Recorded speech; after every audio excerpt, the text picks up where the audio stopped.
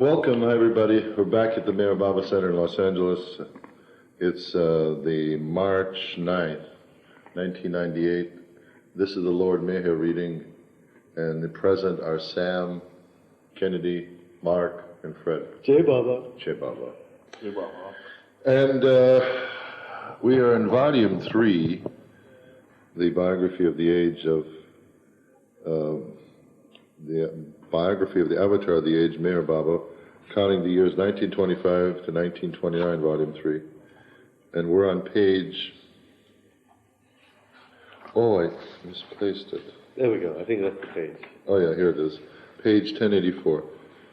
This is the Prem Ashram days. Continuing, Baba stressed the importance of awakening early in the morning between 4 and 6 a.m. for meditation, and then quoted this saying, "During the first part of the night, most people are awake. During the second part of the night, before midnight, merrymakers and gluttons are awake. During the third part of the night, after midnight, thieves are awake. During the fourth part of the night, before dawn, yogis are awake." When one of the boys asked for an explanation of how a yogi meditates, Baba commented briefly on the difference between the yogic form of meditation and Bhiwa. There is a great difference between a yogi's meditation and sincere meditation on infinite impersonal God, or the Guru, infinite God in person.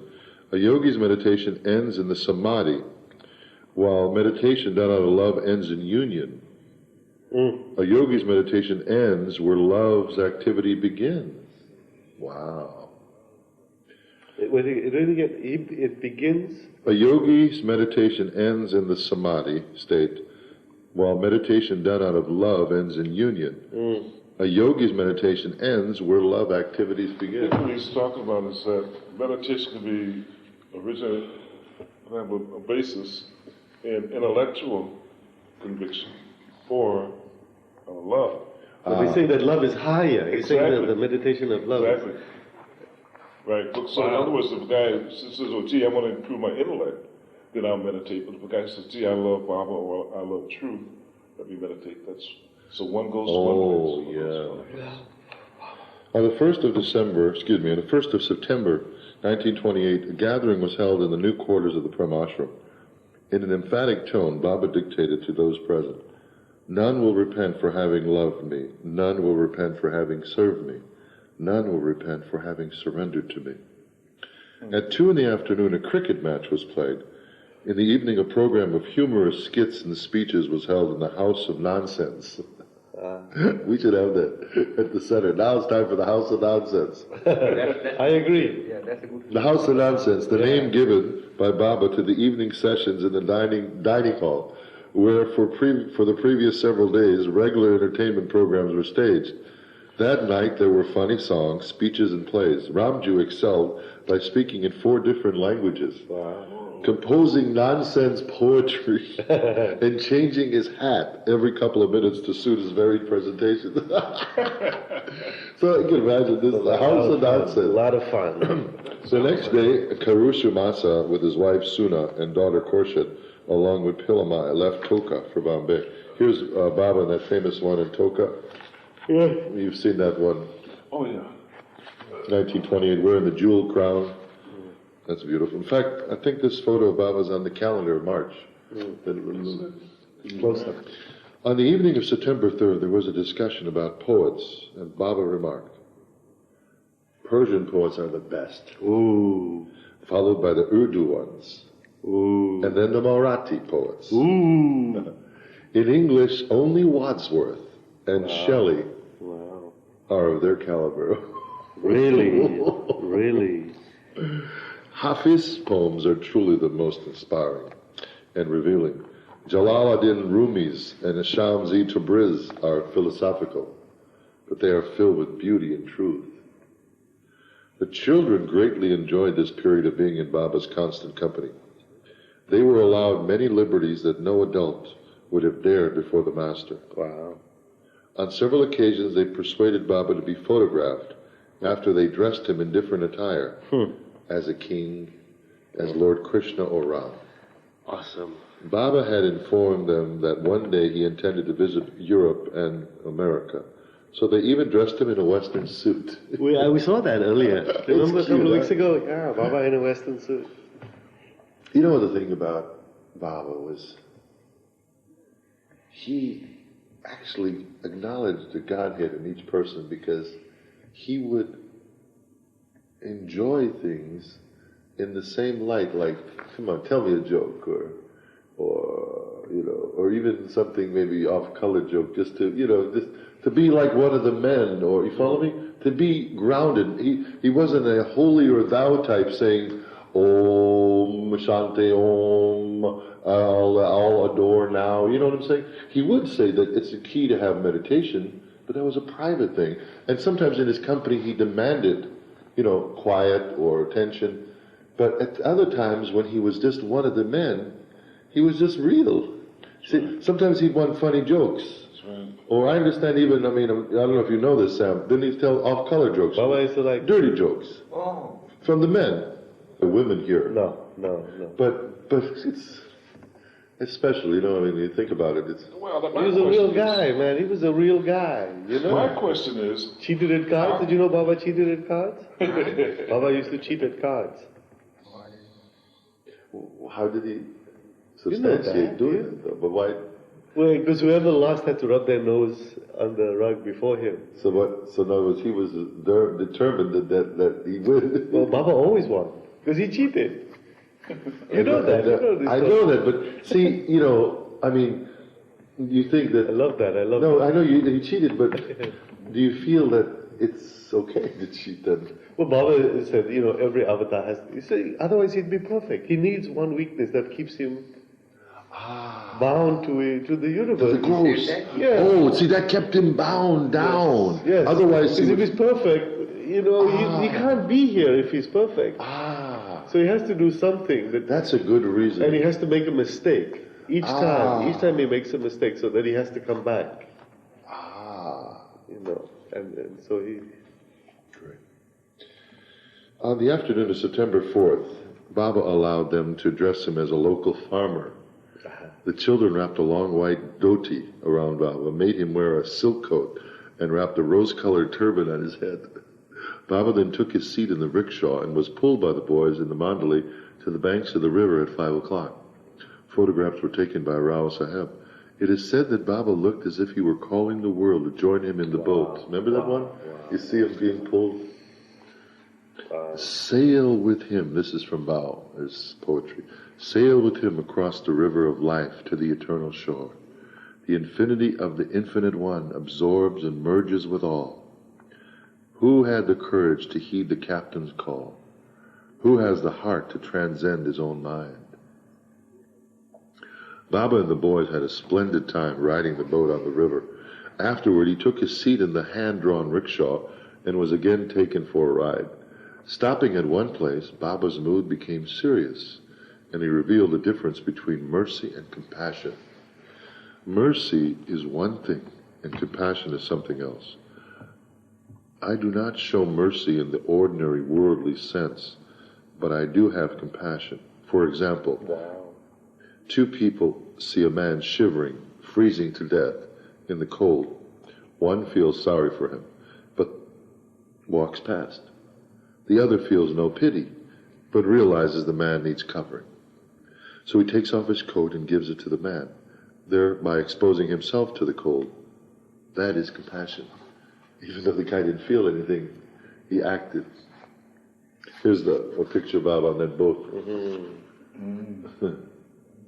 That beautiful.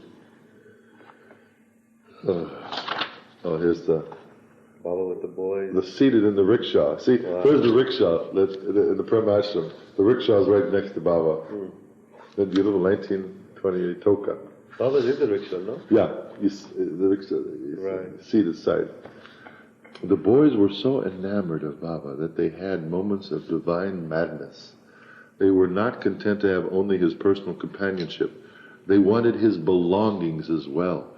They stole his handkerchiefs, bed sheets, chappals, tobacco, and betel nuts. Baba used to eat. Apparently. Anything that he used. In the late night on September 4th, some of the children ran to Baba's room at 11 o'clock calling him to come out. The Mandalay were upset with the children for disturbing Baba in his private room, interrupting his rest and internal spiritual work. But Baba took the disturbance lightly and came out, lovingly meeting with them for a while. However, he ordered them, henceforth, do not come to me before 2 a.m. After that, it's all right. Wow. Isn't this amazing? I mean, can you see somebody doing a play and you'd almost be disbelieving? Kids screaming. Come out, Baba. No, I mean, in fact, the play could open that way. It would almost be, I mean, I wouldn't know where to go if I didn't know this chapter. Because this to me is so off the wall. Baba, Baba, we want you, you know. And he said, what? And then the play unwinds that Baba and these kids are just so enamored with him. Saturday, September 8th was Lord Krishna's birthday. A procession was formed at 8 in the morning, starting at the Mandalay's quarters and proceeding to Mehra Ashram and then to the riverbank. Baba was elaborately dressed as Krishna by the women Mandalay. As there was no palanquin, Baba was carried in his gadi on the men's Mandalay shoulders. All were so engrossed in utter joy that they forgot themselves and lifted Baba with such abandon that he fell off the gadi and landed in a thorn bush. Baba kept smiling despite being hurt. Eventually the procession returned to Mehra Ashram. Cricket was played there, and though Baba was still fasting, he played energetically on both sides. According to the tradition of the day, an earthen pot containing yogurt was hung at a height and smashed with a stick, just like a, what do you call it? Piñata. A piñata. And there was a scramble by the boys to taste some of the curd. Photographs of the ashram group were taken by G.M. Shah. This must be the... And afterward, Baba served food to all. The next day, more photographs were taken, one of Baba with Murli and another of Baba, Abdullah, and the Mandalay in the boat. The photographs of Baba with all the Prem Ashram and Mehra Ashram boys were arranged, as well as separate photographs of Baba as Krishna. Despite having a few materials on hand to work with, the women Mandalay had made a beautiful crown for Baba. The guests actually believed it to be a real jewel crown. So people, the imitation, the crown looked so real. It looked real. Ramji's sister, Aminta Jaifar, was so impressed she mused, one day I too shall adorn you, Baba, in a splendid outfit. And there's a footnote to that end in 1089. And it says, years later, Amina Jafar did dress Baba in an Arab costume. The master broke his long fast on Krishna's birthday by eating a little rice and dal, but began fasting again on September 10th. Besides singing his arti, the boys had begun washing Baba's feet every night with milk. Wow. From September 13th. Right. That's amazing. From September 13th, Baba discontinued taking milk tea and remained only on a cup of wood apple sherbet or weak black tea. This fast lasted continuously for the next 43 days. It was Baba's order for all to take a lantern while going out at night in the dark. Several days earlier, Mehraji had gone out to urinate at night but forgot his lamp. His mistake had its immediate consequence, for a large scorpion stung him which he would have otherwise seen. The whole night he reeled with pain and restlessness, and because of this incident, he never forgot the lesson of what happens when the Master's word is not honored. Edki was also stung by a scorpion that same night. Gustaji's brother, Homai Hansotia, who was living in Toka at this time, knew certain mantras which he said to alleviate the pain of a scorpion's sting. Some would be benefited by this mantra treatment, while others were not, though Homai claimed that every victim was definitely relieved. One night, a scorpion bit Homai himself, and the whole night he was in pain. He's saying that it relieves the pain, and the mantras did not help him. So at one point he began screaming, "Oh Mer Baba, oh Mer Baba." After a few minutes he shouted, "Oh Sai Baba, oh Sai Baba." Then he called out, "Oh Hazrat Baba Jan, oh Baba Jan." In this way he kept calling out to all their perfect masters to help him First Mer Baba, then Sai Baba, then Hazrat Babajan, then Narayan Maharaj, then Upasni Maharaj, then Tajuddin Baba, and then reverting to Mer Baba again. The next morning, home I complained to Baba. I was in so much pain that last night that I became hoarse from calling you, but you did not listen. You did not listen. This is a famous story. 9:30. This is you saying, Baba, I was in so much pain last night that I became hoarse from calling you, but you did not listen and come to help. On the contrary, I heard every word, but you did not allow me to come, replied Baba. Last night, I was in the middle of a very important meeting with the perfect masters. Sai Baba, Hazrat Babajan, Upasni Maharaj, Narayan Maharaj, and Tajuddin Baba were all there discussing important universal work with me. When I heard your cry, and though it was very important and urgent issue concerning the world, I cannot ignore the call of my lover. Therefore, leaving aside this discussion, I rose to come to you. But then you shouted, Sai Baba, Sai Baba. So I thought that you were calling to him, and he would help you. I sat down and Sai Baba got up. But then you called out, Babajan, Babajan, and he sat down. You kept doing this, and you repeated cries to every perfect master, convinced us that you had no faith in any one of us. And you were simply calling on one after the other in hope that something would work.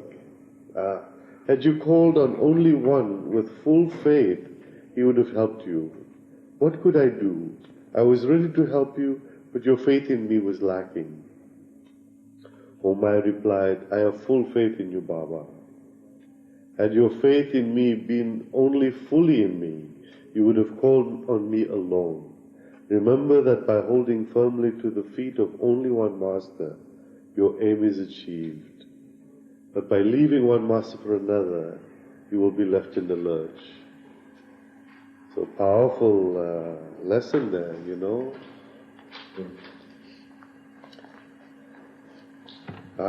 Meanwhile, in Bombay, Aga Ali was longing desperately to be in the presence of his beloved. Oh, yeah, excuse me 1 second. You Sure. should have told her we're meeting in the garage. I think she has work to do in the bookstore. And we're not in there tonight. Can you call her and tell her? Dinah? Dinah? She may come right away. I think she has work to do in the bookstore. She thinks we meet at the fireplace. She's going to. 837-6419. She's talking about somebody delivering something. Well, Should we put on pause here, Freddie? just call her She says 837-6419. she's welcome to come. Tell her that we're in the garage. We're not in the meeting hall. Yeah. Meanwhile, in Bombay, Aga Ali was longing desperately to be in the presence of his beloved master. And once again, overcoming the restraints of his family, he ran away. He had almost reached Ahmednagar when a friend of his family recognized him and held him captive, sending a telegram to his father. Haji Muhammad left Bombay immediately and came to take Ali back before he could reach Toka. You know something, how many times did this guy try to take his son? He took him a couple times. This Mohammedan kid, what's his name? Aga Ali, Yeah. which means Great Ali. Yeah, but he is gone and back and forth. Oh, back but here he runs away. Actually, you should read Liam's script because Liam took the whole story just of Ali. of Ali. Just of Ali, of all that he went really? through. I have a copy of it if you want to He see never it. made the movie. Well, I don't know if he's raised the money yet, but yeah. But it's all about the Premashram. The script, he knows that script, the story inside out. You have it? I have a I copy. would love to. Oh, yeah. If you don't mind. Oh, pleasure.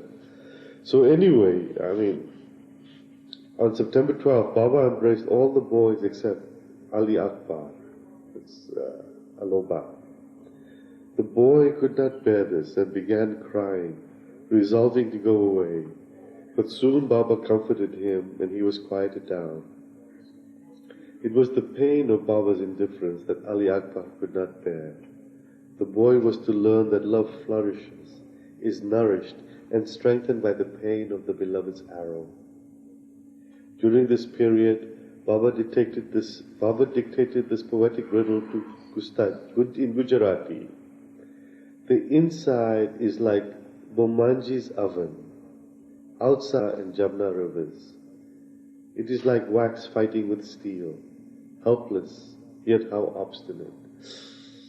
I will do it again. The inside is like Bomanji's oven. Who's oven? Bomanji's oven, probably some baker. Outside is the confluence of the Ganga and Jamna rivers. It is like wax fighting with steel, helpless, yet how obstinate. Yeah, powerful. When no one could guess the riddle, Baba explained that it was Ali Akbar, and that the riddle described him well. Zarathustra's birthday was celebrated on September 13th. Surprisingly, Baba showed no interest in joining the cricket match played that day. At night, a very funny play was enacted, which pleased him immensely and brought him out of his sullen mood. What's it again? House of Nonsense. Since Krishna's birthday a week before, Baba had been suffering abdominal pains from being lifted up and down in the gadi when his empty stomach was so extremely sensitive due to the prolonged fast. He was also in pain from having fallen from the gadi into the thorn bush. These physical discomforts had caused Baba's moodiness. The following day, there's a picture here. Baba pulled in the hand-drawn rickshaw with the Freemaster boys, Baidul and Sailor. Sailor's in front and Baidul is behind him. Oh yeah, that's beautiful. Yeah. See Baba.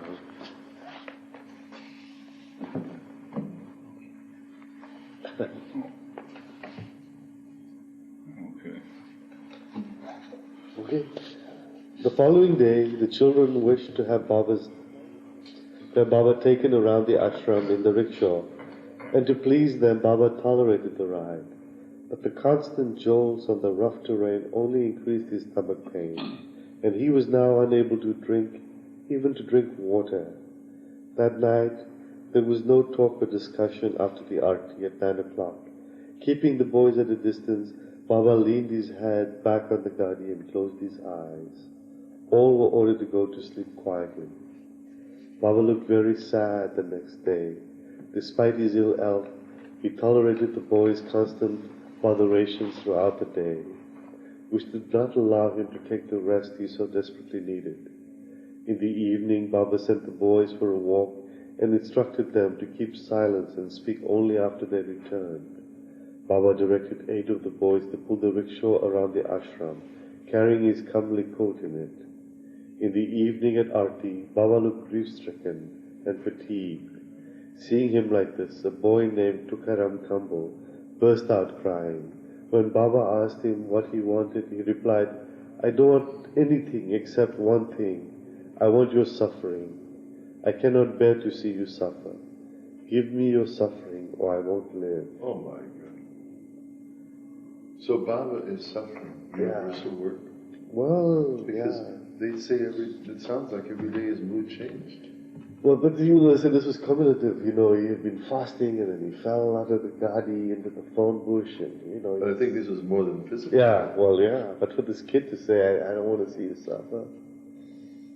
Touching. Yeah. Baba, he said, "Give me your suffering or I won't live." "How could I give you my suffering?" gestured Baba. "It cannot be given to anyone. It is destined only for me." Tukaram cried that he could not endure seeing Baba in this ill condition. Baba comforted him by assuring him that within 2 days he would be all right. The next day, September 16th, on the boys' insistence, Baba took a little milk. This relieved the boys' anxiety. On September 16th, Baba's father, Sharia, came to Toka with Padri, who had gone to Bombay for 4 days before. After spending the night, Sharia left accompanied by Padri and his son John. You know, this is the first time I've come across Baba's. That's right. You very seldom. You always heard about him in the early years, not very this time. seldom. Yes. So his father must have been up in age then. Wow, but his father to come, Mujal, you see, His son, Jal, his son Jal, Baba's brother, yes. Jal. So his father came. His father with came. 1928. Yeah, September 16th. Wow. I mean, that is so rare. You never hear about Sharia. And for him to come. So what did it say? He came? That's all it said. It just says on this, Baba's it father didn't say came how to he Tokyo reacted. with Padri. Yeah, after spending the night Sharia, I left accompanied by Padri and Jal, his son. The same morning, the Patel of Tokka village approached Baba and prayed to him to bring rain. He said, all of the villagers have done their best in worshipping the gods and goddesses of our ancestors, but still there is no rain. Baba consoled him that he need not worry, rain would soon fall. Baba's blessings were immediately translated into actions as a heavy rain shower began shortly after the Patel departed. It rained heavily for 4 days without stopping, and the river flooded. The ashram and the women's quarters were inundated. Baba went to the women to help them bail out their residences. Standing at the entrance of their quarters, he picked up a little mud and made a small dam in the doorway, diverting the water. After 4 days of rain, the villagers returned to Baba, this time with the prayer to stop the rain. They were afraid of the river flooding to the point of submerging their village. Baba assured them that this would not happen. The flooding was becoming a serious concern, not only in Tokka, but throughout Ahmednagar district. The amount of rainfall was unprecedented. Houses were collapsing in the cities, and several people had been killed. The roads were closed, and traffic had come to a standstill. The Pravana River was completely flooded, nearly overflowing into Tokka village. Isn't this amazing? It sounds like now. Late in the night of September 20th, Baba asked Waman, Subnis, and Pleader to offer prayers to stop the rain. At 2 a.m., with a few persons, Baba walked to the banks of the Pravana River. There he sat down and dipped his feet in the water. Soon after, the rains diminished, and the flood waters gradually receded. The village of Tokka was saved, and its residents were greatly relieved. Can anyone read all this? Sure. The temporary structures. Okay.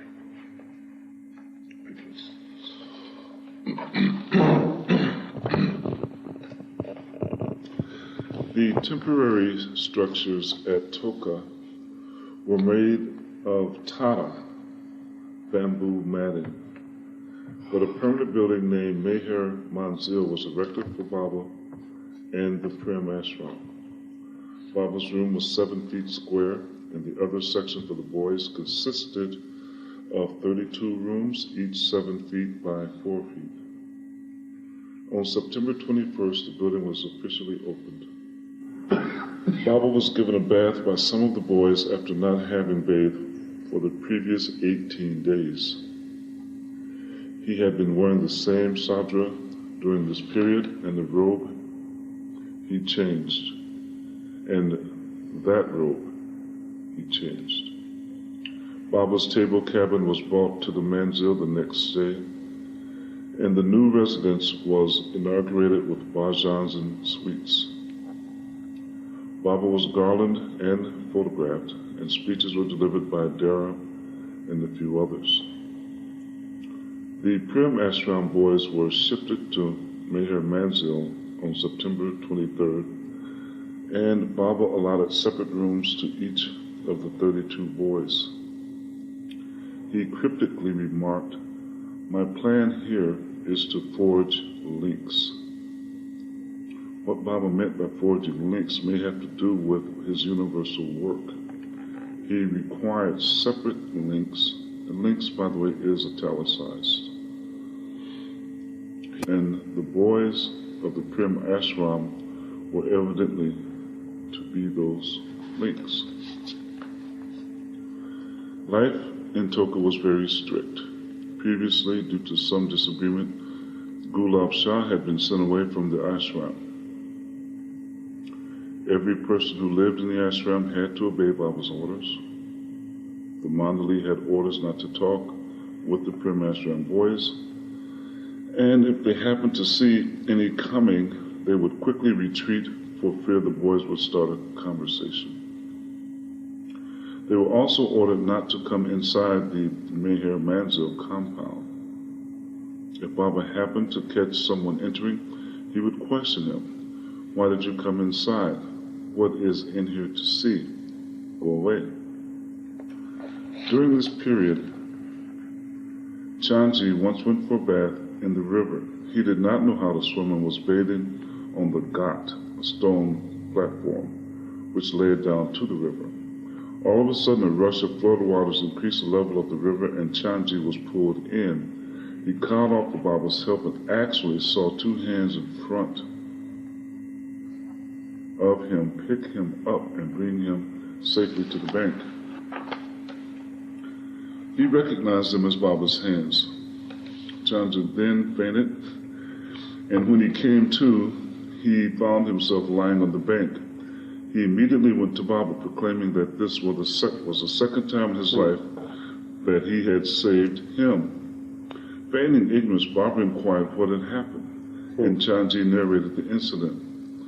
Although for the most part, Abdullah was kept aloft. Although for the most part, Abdullah was kept aloft near the master, occasionally he would mix with the other boys in the ashram. On September 23rd, Abdullah, advising some of the younger boys, said, "You will know Meher Baba by obeying him 100%. Listen well to his words. At present, none of us knows who Meher Baba really is." On the 16th day of Baba's fast, September 25th, while playing a game of cricket in the evening at 6 o'clock, Baba gave the bowling ball to Pindu, though it was Chanji's turn to bowl. He then gave it back to Chanji, and in that way went on changing the order of play. Kak Sahib was sent from one team to another, and again transferred to his own team. Baba doing the same with Pindu.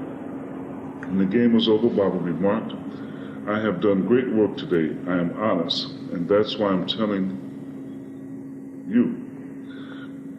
The real meaning behind his actions is difficult to grasp. Baba's every word and movement was a reflection of his universal working, and he alone knew what important work he was doing by making such constant changes, while seemingly to merely play a game of cricket. The next day, Meherji was depressed because he had been dismissed as Baba's personal attendant. To cheer him up, Baba shared jokes and funny tales with him, and the following night he beckoned him. "Ask of me whatever you want, and I will give it to you. The sky, the depths, the earth, the waters, anything that you may desire. You have only to ask for it." Meherji humbly replied that he did not want anything. Baba insisted, "Oh, for God's sake, ask for something. I am happy tonight, and I will give you anything you want." Meherji persisted. Saying that he did not want anything but to serve him well. Baba was pleased by his answer and reinstated him as his orderly, and Meherji was satisfied. Baba's health had become steadily worse. On September 28th, he stopped going to the school or to the Mandali's side.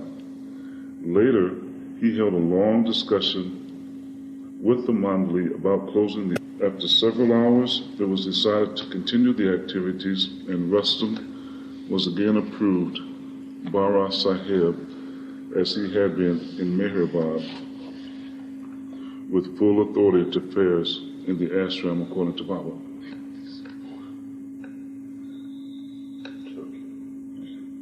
The next day, Baba had a high fever. His head, waist, and stomach were aching.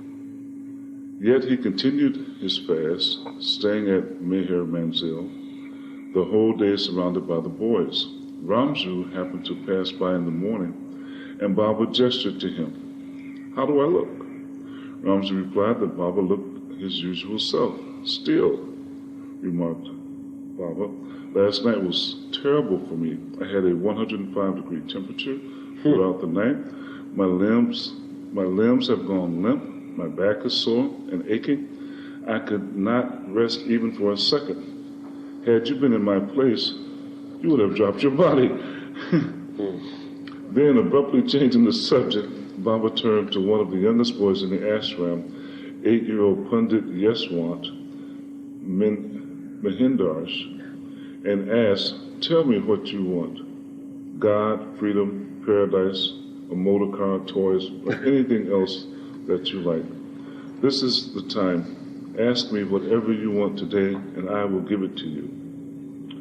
Pandit immediately replied, "Baba, I want your sufferings to cease. I want you to get completely well."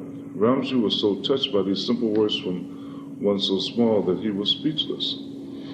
It was the wine of love speaking through Pandit. It was remarkable how profound was the love of a child for the master. Although Ramju had stopped keeping a diary, as he had done during the period of Manzili Meme, he now began thinking of collecting all the stories relating to the miraculous events surrounding the master and the ashram boys. During this time, as if reading his inner thoughts, Baba sent Rao Sahib to tell Ramju, "Baba wants you to write the adventures of Aga Ali." This was later developed into his book, Sobs and Throbs, which was based on the diary notes then being kept by Chanchi. There's a asterisk there, 1096.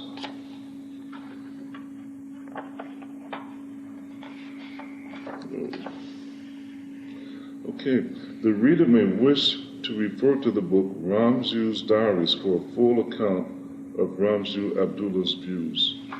Great, it's a great book.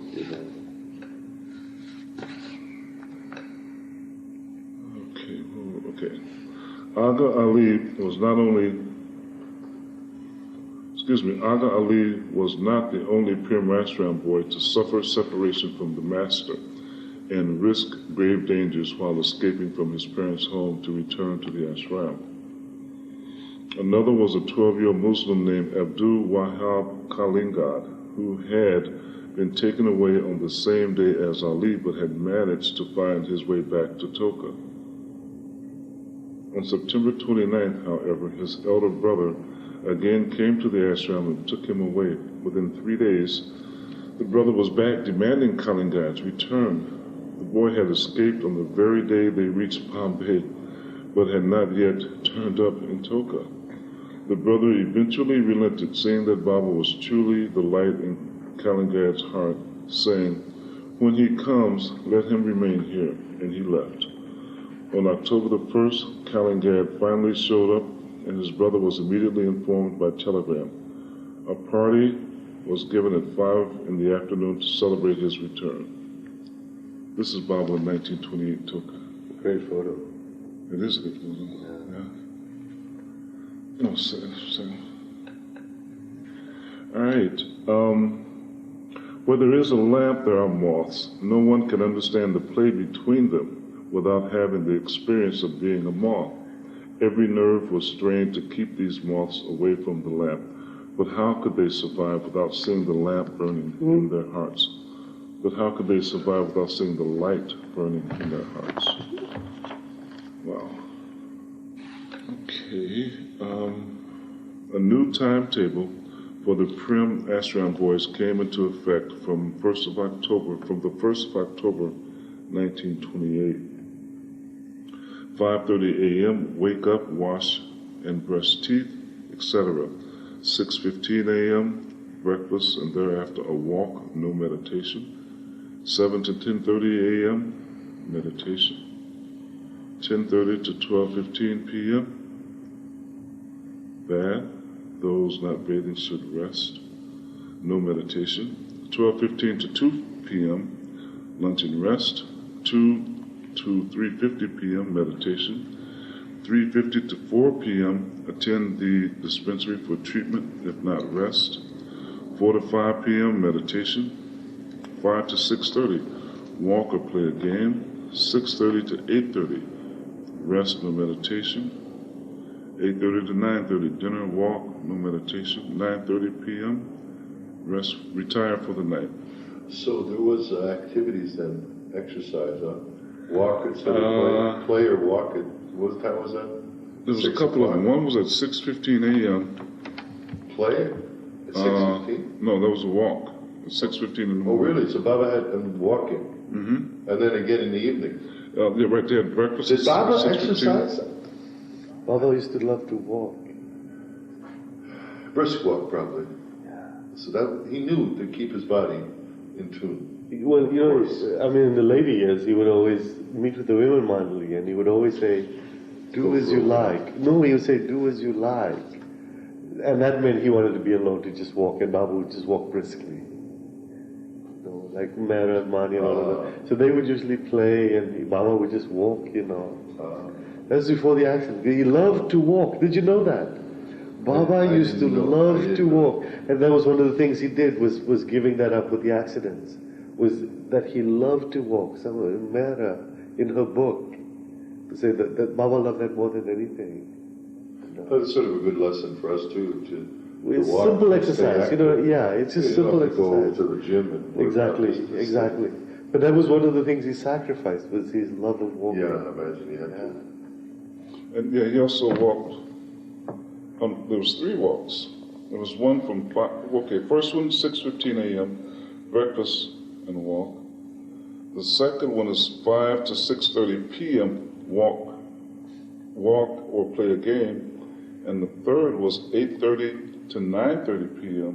dinner, walk, no meditation. So right after dinner, After a he had meal. everybody take a walk. Well, after each breakfast meal. too. So he didn't want people to get the food. Well, like you say, it's good to keep your body moving. Yeah. Let the food digest. That's right. Wow, a lot of times I go to sleep sometimes. I know. Oh yeah, that's the American way. Yeah, Fred. Yeah. It's easier to go to sleep after a meal than to take a walk, you know. But you feel better though once you walk. Yeah. Oh heck yeah. It's hard to start, but once you feel like, wow, I'm glad I did it. You make a habit of it. You do it. You try to. I usually have one meal in the evening, and then I then you walk walk. up to it. Yeah, right after the meal. Because you know what I mean? It's like Feel bundled up. feel better than just going to sleep, you know. I'm gonna start trying that. Okay.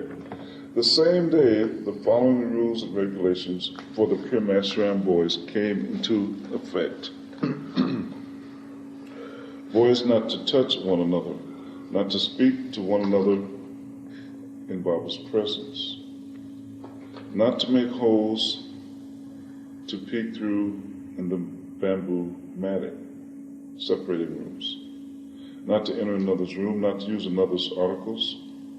Everyone should use his own glass to drink water,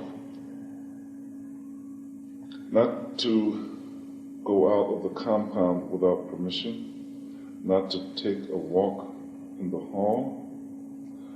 Until further notice, no one should study or read any books, no one to write anything without permission, no one should urinate in the bathing rooms, no one should lean against the bamboo matting fence, I tell you, I've done that.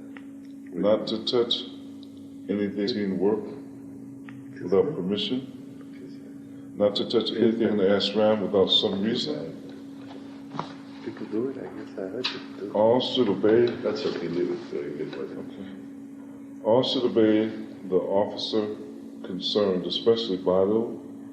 Tell Baidu if anything is needed or in his absence to his assistant. While sitting on the floor, not to forget to use a gunny sack underneath. Everyone to keep his room clean, not to spit or clean his nose except outside the compound. Boy, in India, you see that a lot.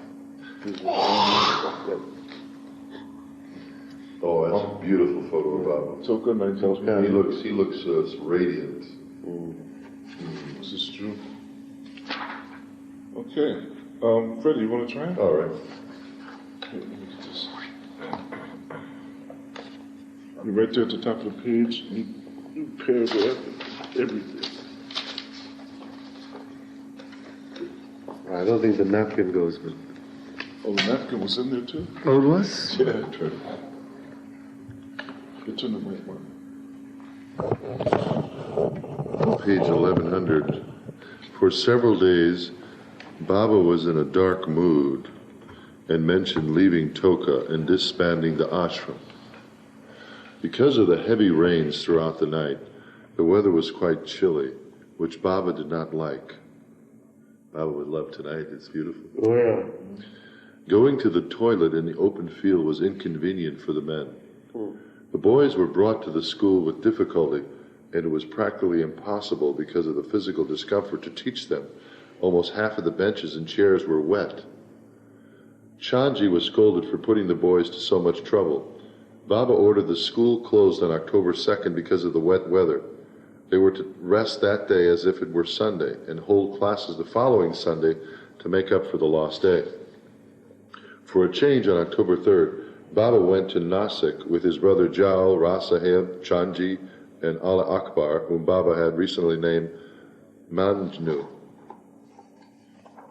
Majnu. And there is a footnote.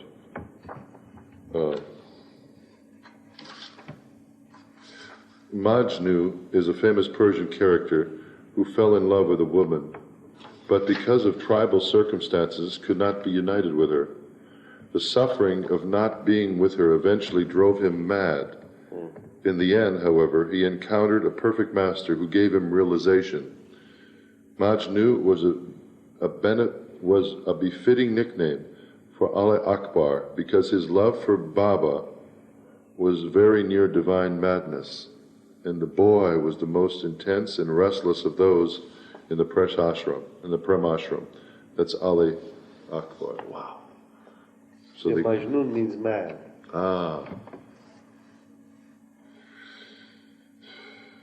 And picked up Nusawan Sata in Ahmednagar. In Nasik, the next day, Baba visited Dastur Parsi High School, which was located in a beautiful setting. Baba liked the school, but the priest who was running it did not like his suggestions of how to give the boys spiritual as well as religious instruction. The priest insisted that he was giving religious instruction according to Zoroastrian custom and was indignant when he confronted Baba. Baba was piqued by his attitude and commented to the Mandalay, "Intellectual training in itself is not sufficient. I know what sort of instruction these priests give, and I myself studied in the Catholic school. Priests and Dasturs are truly hard-headed. These days there is too much stress everywhere on religion. Religion is the root cause of all strife, both internal and external, and is the cause of all wars in the world." Wow. Isn't that amazing? Baba was upset. But it's on the ball, though. It's the truth. It is. He said religion is for internal and external, both personal. Religion is the root cause of all strife. Yeah. Strife, internal and external strife, and is the cause of all wars also in the world. Amazing. So basically, the truth is, he's saying something that's so true, and it took, well, I mean, it got him piqued by this for him to just say that kind of honesty. Yeah. Baba visited Gangapur Falls, and on the way he pointed out a small village called Galavadi, and he remarked, "This is the village where Upasni Maharaj often used to go. He used to collect cow dung here and take it on his head to Nasik to sell." Upasni Maharaj collecting cow dung, perfect master. Putting it on his head. Yeah, and you carry it. You've seen that in India. Yeah. They stack it up and they walk. Carry it, yeah. On top of the adjoining mountain is Borgad Hill, where Maharaja as a young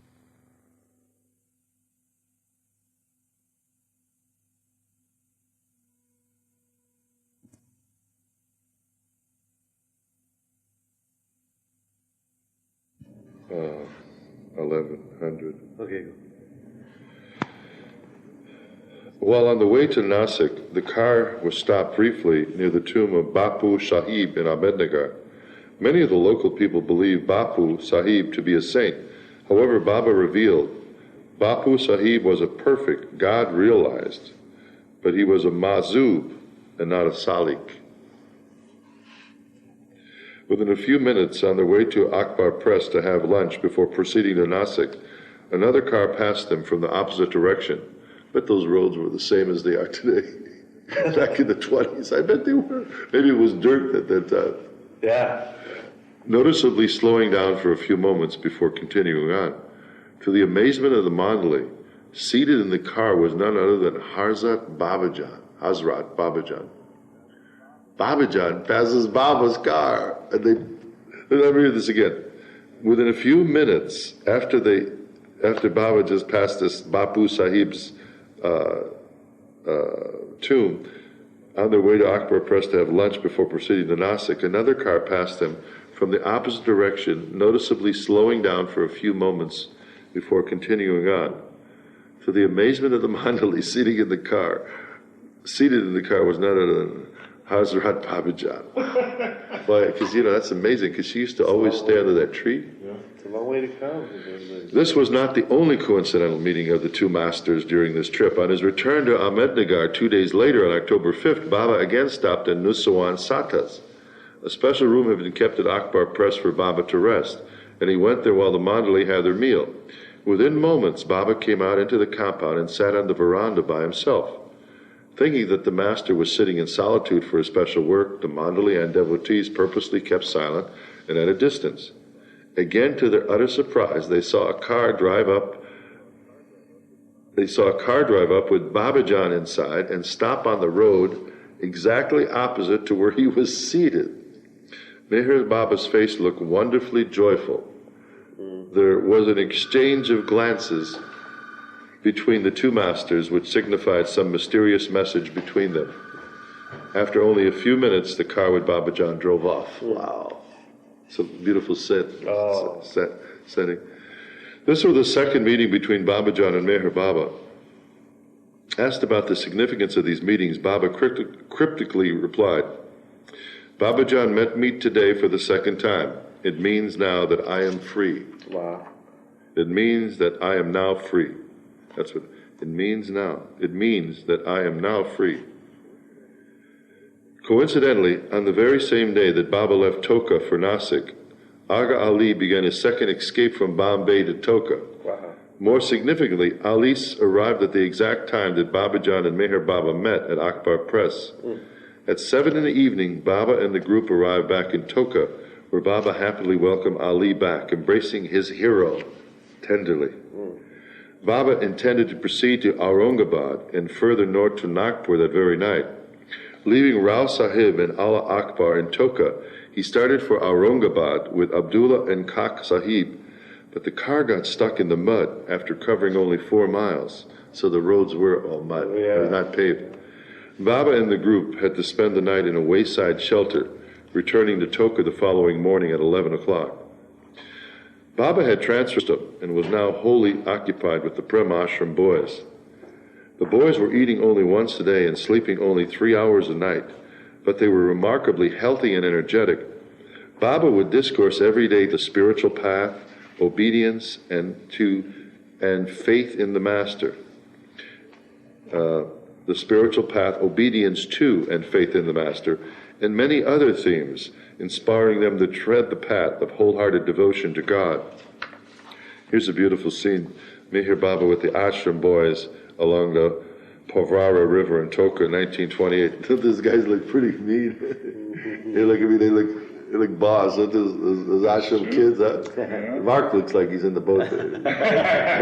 Mark wears a bandana now. They look cool. These guys look cool. They really do. These guys look cool. Hanging with the homies. The atmosphere was surcharged in the Master's presence. This is from Bauji. And the wine of love was smiling through the boys' joy. In the presence of God in human form, their hearts felt a joy that the world could not contain. Although several of the boys had been quite mischievous during his absence, Baba did not reprimand them. At 5 o'clock on October 7th, Baba went for a walk to the riverbank with the boys. The river was more than a mile away, and while walking, they had to remove thorns and walk on stones along the rough path. When they reached the river and all had gathered around Baba, he stated, "See what troubles we have taken to reach the bank. We decided to come and have arrived. Had we been in the ashram, we would have had no idea about the river, its power, its powerful current, the expanse of its water, etc. You drink water here and tell others you have drunk it and invite them to do the same. The inner path is similar. A person has to undergo terrific hardships and becomes annoyed and tired. But I tell you not to give up patience and not to retrace your footsteps. Once you step on the path, never go back, but always forward. This is only a river, but I am the ocean. Remember that. Afterwards, sitting among the boys, Baba distributed chocolates and sweets.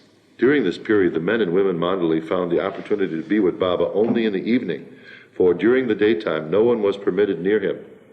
Concerning the boys, on October 8th, Baba explained to the men Mandali, I have 1,001 thoughts about these boys. At the moment they are merged in me, and I have to look after their health. They keep me awake the whole night, remembering me. But this time I will give them the push. Have no doubt about it. The only thing I fear is their parents' interference. If they were to put forth obstacles, the children would be neither here nor there. The path is not a laughing matter. It is not a joke. Some of the boys are quite good, but no immediate push can be given to them all at once. After all, they are only children. You know, this is heavy because he was really working his children. He was putting them through the spiritual path. Baba puts his foot down. But what I'm saying, these Prem-ashram boys, he was unique. He was giving them a taste of the spiritual path in a given lifetime, which probably would take, I don't know, hundreds of lifetimes or thousands. It's because they were innocent. You know what I mean? They haven't become worldly yet. They're still pure and open. But there's all this opposition from all of the factors. No, but you know, if this paragraph was read by the wrong person, yeah. See, like it's almost like Baba is like conspiring to you know work with these children. The only thing I fear is their parents' interference. That's what I mean, yeah. If they were to put forth obstacles, the children would be neither here nor there. The path is not a laughing matter. That's serious stuff. I know. I mean, he was working with these children. I mean, heavy-duty path stuff. I mean, stuff that adults don't get. Well, look what he said. The previous statement was, the problem is the parents. See, what happens is the parents, that's where conditioning begins, is in our childhood. That's right. You know, I mean, I don't mean to sound like my mom was a bad person. No. But, you know, she didn't mean me any harm. She just said, hey, look, you need a job to take care of a family because you eat so doggone much. You know? And if I start saying, well, gee, you know, maybe I want to pray and meditate on God rather than, you know, eat tomorrow. Is that such a bad thing? See, you still getting that? No, I understand. Yeah, maybe it's a bad analogy. Well, the only thing is, it's a bad analogy. But the point is that our parents start our conditioning, and we have to break that conditioning, which is the most difficult. We can break it from, you know. I mean, I think the Prem-ashram symbolizes something. It's a catalyst. Oh, yeah. It's, you follow what I'm saying? Oh, yeah. It represents something.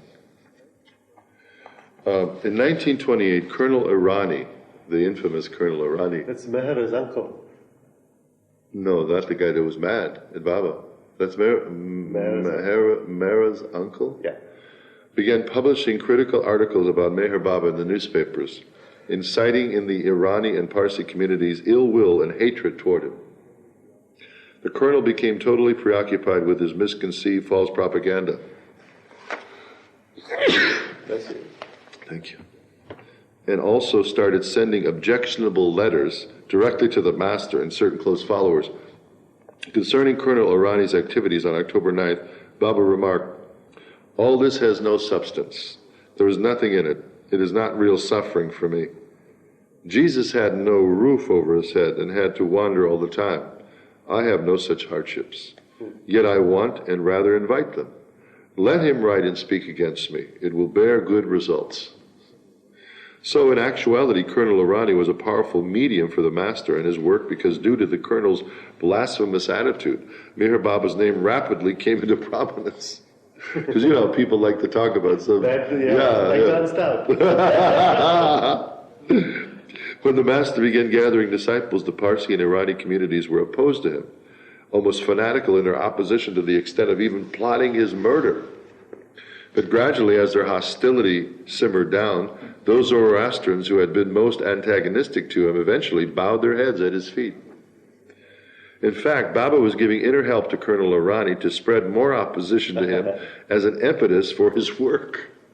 Baba had once warned, "Parsis and Iranis will be the cause of my death." It did not mean that he would physically fall victim to their attacks. Baba's allusion was to this opposition. And those who opposed him in the beginning were to find him nearer to them in the end because of it. Baba had to work inwardly very hard and quickly through their opposition to bring them nearer to him. And this labor itself meant his near death. But all this was Baba's wish, to excite his opponents and intensify their opposition. It was Baba's spiritual game, and it is impossible to understand the inner work he accomplished through the Parsi and Irani communities. The important thing is that those whom Baba had said would be the death of him came closer to him later on, and they eventually realized who he really was. Later the same day, after dinner and arti, Baba sent for the Prem Ashram boys to come to the manzil. It had been a long time since the boys had gathered there. Baba allowed the boys to bow down to him, and each sat quietly afterward, close to Baba. One boy, Vasant, continuously stared at Baba, and another boy, Dadu, sat with his head on Baba's knees. Kalingad, while sitting beside Baba, fell asleep. Baba tossed his handkerchief at him, and he awoke, slowly opening his eyes. Observing his reaction, Baba stated, "People all over the world are like that. When awakened, first they gradually open their eyes, and it is the same with me. I take 2.5 hours for rest or sleep, but I do not really sleep. My body is here, and you think I am sleeping, but I am inwardly working at different places. I perform my universal duty during these 2.5 hours, but it takes me half an hour to become fully conscious." In a similar way, the Sadguru Ramakrishna of Calcutta would take 1 hour to become fully conscious.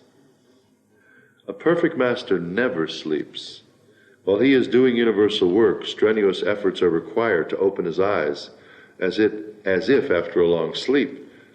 Sai Baba of Shirdi looked like he was actually sleeping while sitting in the presence of his disciples, but he was in fact engaged in his universal duty to bring him back a chillum pipe in his mouth, and he would come do it after a long time. Hazrat Babajan also used to take an hour to be fully awake. She would go to sleep or rest at 4 a.m. and not awaken until 9 or 10 a.m. Still not very long. It was like 5 hours. The next day he urged the Prem Ashram boys, "If you love me, I will make you Jiva Muktas." And there's a footnote on page 1105. Free. Mukta means free. A Jiva Mukta is a God-realized person who has no universal duty. The word literally means a liberated incarnate. Read God Speaks, pages 197, 198. There are 48 such persons on earth at all times. And Sam is one of them. Hindus call them Shivatmas. Sam is one of them. Could be. This meant that if pleased by their love, Baba would bestow realization upon them but not give them any spiritual duty. That's Sam. On October 10th, the 31st day of this fast, Baba entered his special seat in the table cabin in Meher Manzil and informed Vishnu, "I will not leave here starting from tomorrow." For the next 12 days and nights, Baba did not step out of the Prem Ashram, but worked exclusively with the boys. Though not eating himself, he would serve food to them. His entire concentration was on the boys of the Prem Ashram. If one of the Mandali were to approach Baba about any other facet of the ashram, Baba would express his annoyance and abruptly cut the person short, snapping, "Do as you like." And Bauji writes, "The divine tavern was open, and the Sakhi wished to immerse the young ones in his ocean of love." This period was especially intense, and Baba seldom rested at night. He would watch the boys meditate to make certain that they were following his instructions about meditation and certain postures. He would correct their mistakes and guide them. He was with them constantly throughout the day, sharing their periods of recreation as well as their study times. The afternoons were for relaxation, and Baba would gather the boys around him and listen to phonograph records. On occasion, the boys would sing to him in Marathi or Urdu, which he greatly enjoyed. Baba's focus was mainly on the Prem Ashram boys. Only in the evenings at 8 o'clock, for a brief half hour, were the other boys of the Meher Ashram and the men, Mandali, allowed to enter the Manzil compound and sit by Baba to enjoy his company, half hour. During these evening sessions, Baba gave many revealing discourses. On October 11th, he emphasized to the Prem Ashram boys the way of love. Love is the divine gift given by the Sadgurus. Even if the whole world wants to, it can never bestow such a gift. It can never? It can never bestow such a gift. Even if the whole world wants to, it can never bestow such a gift. Only the perfect master. Yes. And once it is granted, not even all of humanity can snatch it away, no matter how hard it strives to do so. Love is the divine gift. Once you know how to love, there is no trouble. Wow. Once you have adapted yourself to the way, your hardships disappear. At present, Ali Akbar, Ramaji, and other boys are troubled. They have love, but they do not know the way of it, and so feel disturbed. Now I shall show you the way, because in your intoxication of love, you break my orders, even though you are unaware of it. But now the time has come to point out the way. After I show you the way, you will not be troubled. Do not be afraid, I am with you. Your luck is indeed great.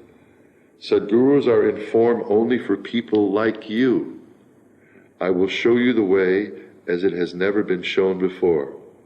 I will give away everything, but first you must give up everything and dedicate all to me. Outwardly, I have assigned the management of the ashram to Rustam. Likewise, even the inner management can be assigned. Within these next 6 months, either I you spiritually or shut everything down. If no difficulty crops up, I will make you. My plan is to keep difficulties away. The only thing is Rustam should manage everything outwardly by my orders. You do not have the slightest notion of what I will do now. So just continue doing your work according to my wish and do not worry. The subject then turned to different types of food, and Baba made the following remarks. There are 3 things that are good for increasing and purifying the blood: pomegranates, grapes, and tomatoes. But grapes have one defect: they create bile.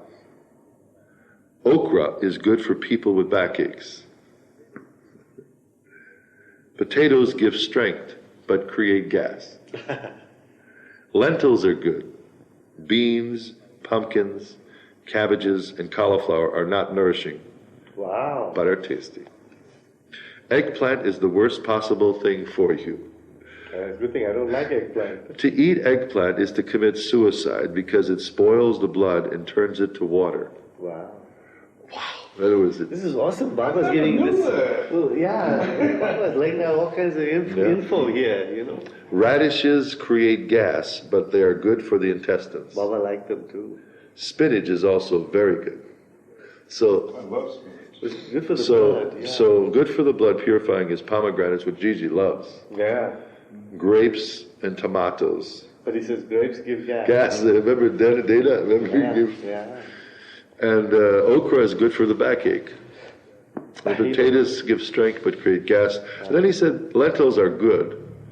And he said, but beans, pumpkins, cabbages, and cauliflower are not nourishing, but are tasty. Yeah. I can't believe that, you know. I thought there's some kind Because of... everybody thought beans. Pumpkin pie had iron in it. I love pumpkin pie. I always say it's got iron, calcium in it. Now Baba says no. Rustam jokingly interjected, chicken is good because it has no sanskaras.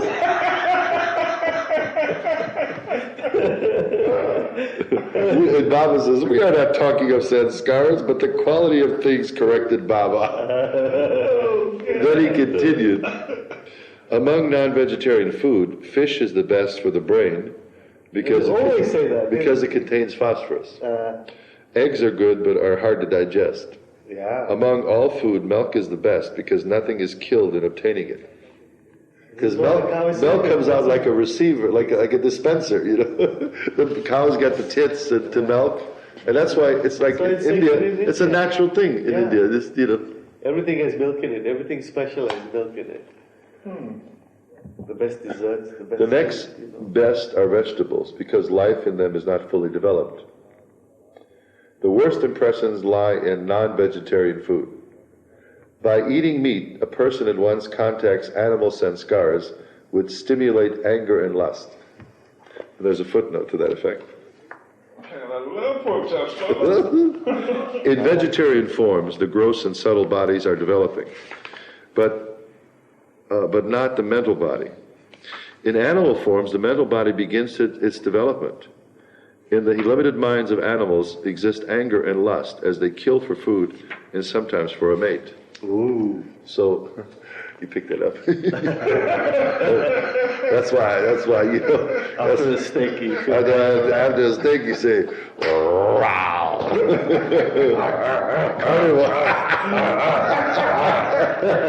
Well, just look at it. many manly things. I'm getting it on. Well, This is get a mate.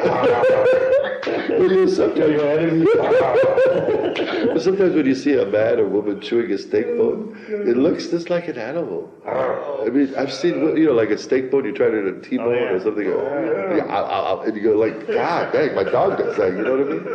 But it does. After a nice steak dinner, I always feel like a woman. Oh, man. Yeah, really. What are the buyers, man? Oh, yeah, definitely. Oh, God. Oh, God, you guys are too much. On October 10th, Baba had shown his brother Jal how to construct a dhuni, ordering a tin shed to be built over it.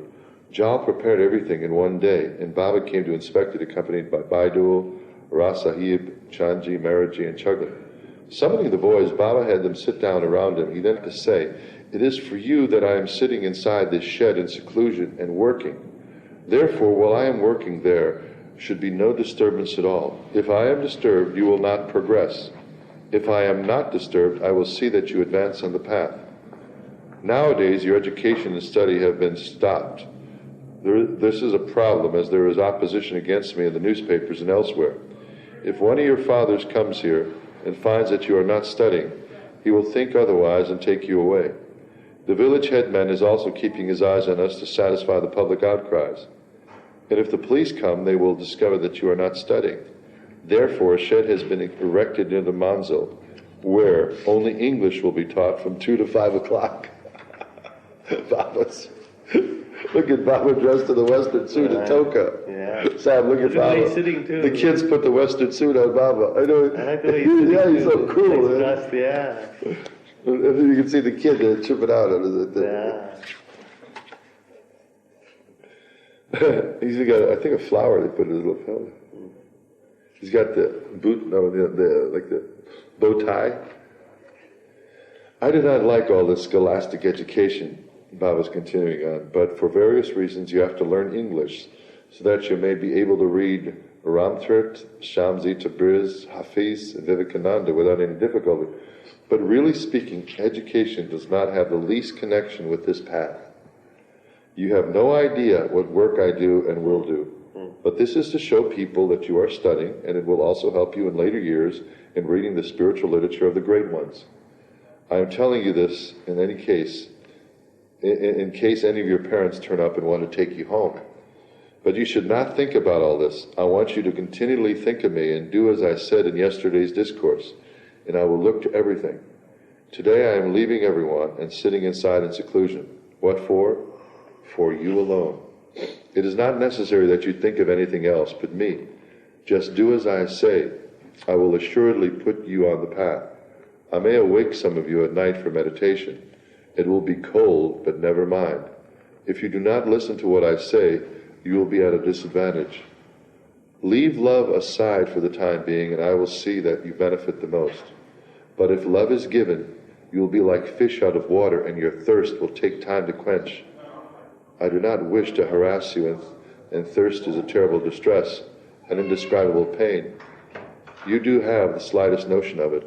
Ramakrishna's thirst was so intense he would sit in the river water for days. The Sadguru Chaitanya Swami had such great thirst that blood would flow even out of his hair. But I will see that you are not put through such pain. It is my responsibility to look after you, and I do not wish you to suffer in the least. Baba then had several passages read out from a book, Mystics of Islam. Later pointing to the Duni, he remarked, "Here is the Duni. When we feel cold, we go near it to get warm, and gradually the cold goes away. In a similar way, the Sadguru is the warmth, and our sanskaras are the cold. That is why it is said that a Sadguru's personal company is best, and even a moment in his presence wipes out millions and billions of sanskaras." Wow. Okay, why don't we end on that note? That sounds like a good idea. Page 1109, the last Look paragraph. at the photo before you close the book. Avtar Meher Baba Ki Jai. Jai Baba. Jai Baba. Well, Jai Baba, folks. It is another Lord Meher night. And tonight is, what date is it today? Tuesday today. The 17th. How could you forget? Oh, yeah, St. Patrick's Day. We're meeting on St. Patrick's Day on March 17, 1998. We're on page 1108. I think we may have covered this, but I'll just begin. It's volume 3, the biography of the Avatar of the Age, Meher Baba, volume 3, covering 1925 to 1929. Baba was speaking to some of the boys. I do not like all this scholastic education, but for various reasons you have to learn English so that you may be able to read Ramtrit, Shamsi Tabriz, Hafez, and Vivekananda without any difficulty. But really speaking, education does not have the least connection with this path. You have no idea what work I do and will do. But this is to show people that you are studying, and it will also help you in later years in reading the spiritual literature of the great ones. I'm telling you this in case any of your parents turn up and want to take you home. But you should not think about all this. I want you to continually think of me and do as I said in yesterday's discourse, and I will look to everything. Today I am leaving everyone and sitting inside in seclusion. What for? For you alone. It is not necessary that you think of anything else but me. Just do as I say. I will assuredly put you on the path.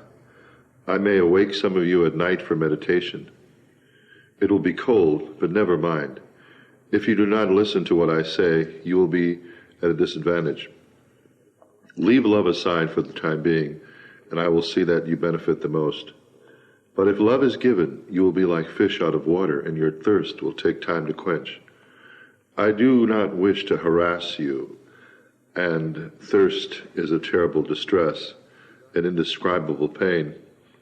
You do not have the slightest notion of it. Ramakrishna's thirst was so intense, he would sit in the river water for days. The Sadguru Chaitanya Swami had such great thirst that blood would even flow out from his hair. But I will see that you are not put through such pain. It is my responsibility to look after you, and I do not wish you to suffer in the least. Baba then had several passages read out from a book, Mystics of Islam. Later pointing to the Duni, he remarked, "Here is the Duni. When we feel cold, we go near it to get warm, and gradually the cold goes away. In a similar way, the Sadguru is the warmth, and our sanskaras are the cold. That is why it is said that a Sadguru's personal company is best, and even half a moment in his presence wipes out millions and billions of sanskaras." At noon on October 12th, space was made for Abdullah to stay in Baba's table cabin, which was then enclosed with bamboo matting. Baba mentioned that a European man who was inclined toward entering the path was coming the next day and would be staying in Abdullah's room. From that day, Baba began staying in Meher Manzil at night, instead of in the table cabin. Two other boys, Raja Ram and Baban, who had been appointed as Baba's orderlies, were also accommodated in a room adjoining Abdullah's. On October 13th, the 34th day of Baba's fast and the 4th day of his seclusion, all gathered at 5 o'clock near the entrance of the manzil for the lighting of the duni. The boys in Mandali were then served tea and sweets. Baba cautioned the boys that during the cold weather they should sit near the duni in the morning. He ordered that the duni be lit at 7 in the morning and also in the evening for some days. Then it should be extinguished and again lit in the evenings. Jal was to prepare the fire, Chagan to light it, and Baidul to extinguish it. At about noon the same day, Adikeya Rani and Nisawan Sata arrived, bringing with them a gray-haired Russian named Sadhu Christian Lake. He was the European that Baba had mentioned. And Lake, or like, it's L-E-I-K, could be like, was overjoyed at finding the atmosphere in Toka so congenial and uplifting, as he had been searching a long time for a guru. Vishnu accommodated him in the room previously occupied by Abdullah. Like was a humble and unassuming person, which impressed the Mandali. So that's page 1110, a footnote about this gentleman. An example of Christian Lake's humble manner was that he washed his own clothes. This was unusual for a European in India. He said, "There is something here. I feel it. After 20 years of longing and worship of such departed masters as Sri Ramakrishna, today I have finally met and seen a living master." Lake was 58 years old when he came to Toka. Born in the Russian province of Estonia in 1870, he had a contemplative, scholarly nature from childhood and became interested in Western and Eastern philosophy at an early age. As a young man, he had a lucrative position as the manager of a business firm in Moscow, but in 1902 he quit his job and traveled to England and France, seeking knowledge of esoteric wisdom and spirituality. During the subsequent years, when he was serving as a naval officer, he met Meredith Starr, the contact, which then brought him to Meher Baba. Wow. After reading about Sadhguru Ramakrishna and his chief disciple Vivekananda, he traveled to India in 1910 and began staying in Ramakrishna's monasteries. After some years, however, he found himself longing to be under the guidance of a living guru. He heard that his old acquaintance Meredith Starr had recently gone to India and surrendered to a master. He wrote letters to Starr and was informed of Meher Baba's ashrams at Mehrabad and Toka. The next day, October 14th, Baba sent for Sadhu Like. When Like was taking the master's darshan, Baba rested his head on Like's back. Baba did not embrace him then, but later that night he did. Baba personally showed him around the Prem Ashram where the boys were meditating. The following morning, Baba ordered Like to observe silence and then instructed, "Remain here with a completely free heart. Keep silence from tomorrow. Do not worry. Whatever you may need, ask Vishnu. Don't let your mind think of things that have bothered you. Have patience. I will make you steadfast in the path. I am pleased with you because despite so many hardships and sufferings, you have stuck to the path for years." Like replied, "As for patience, I have enough of it.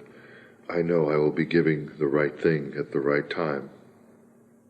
I know I will be given the right thing at the right time, when I deserve it." Baba then instructed, "As long as I do not send for you, do not come to me.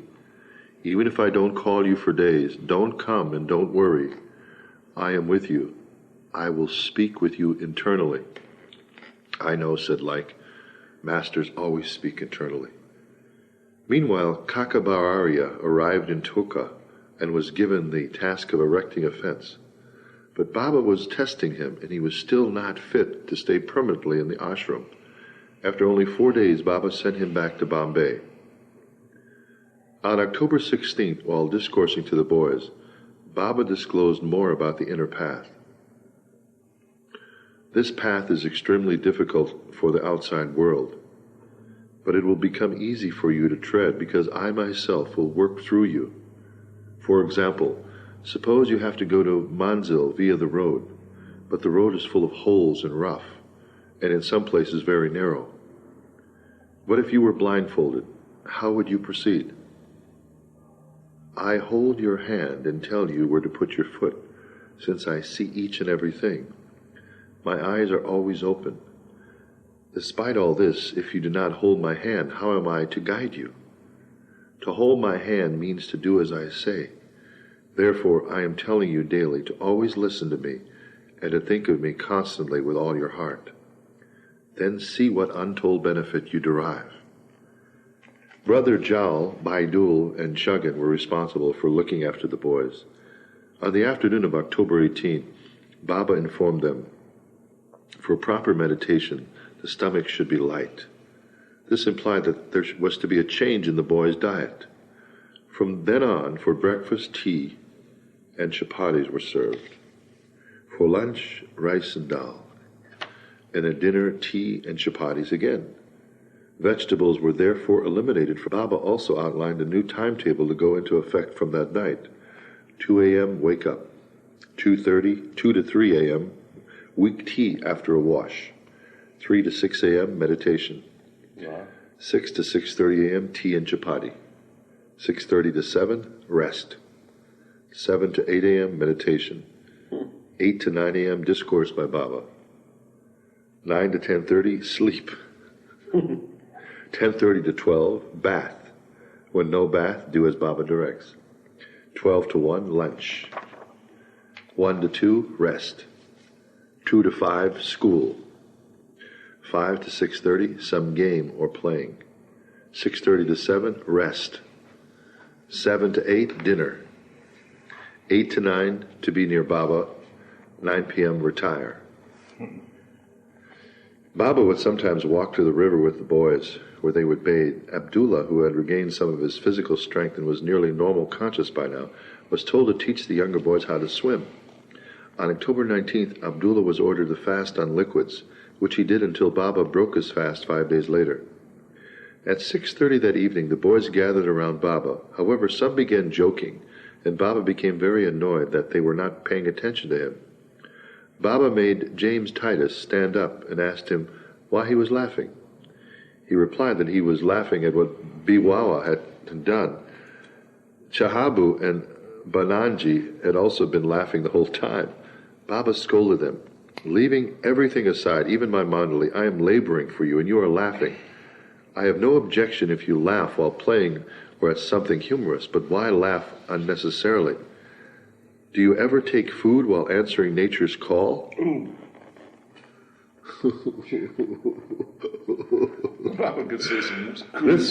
This quieted them down. Yeah. You know something? This brings up a point. I remember I was so famished once. I started eating. There was a football game on or something. And I had to go, number 2. And I remember taking something with me. And I remember I sat down on a stool. And as I just stopped. And I got feeling ill almost. I said, what am I doing? I mean, I'm eliminating and eating at the same time. No, I felt ill. Because there's something that happens to your body. I don't know, I mean, like your taste buds or your just the sense of, like, you know, when you're eliminating, like, to put food in your mouth while you're eliminating, it's almost, it's a contradiction. It's like, yeah. I don't know what it is, but your body, I think a chemistry. No, but I think your chemistry changes. The food was not appealing. And just minutes before, I was famished. But then I don't know, I laughed at myself. What? Can't I just wait a few minutes and finish, and come out? But this message. Yeah. I need to make a copy. Remind me to make a copy of that later. Okay. That's page, just remember, 1112. 1112. October 23rd.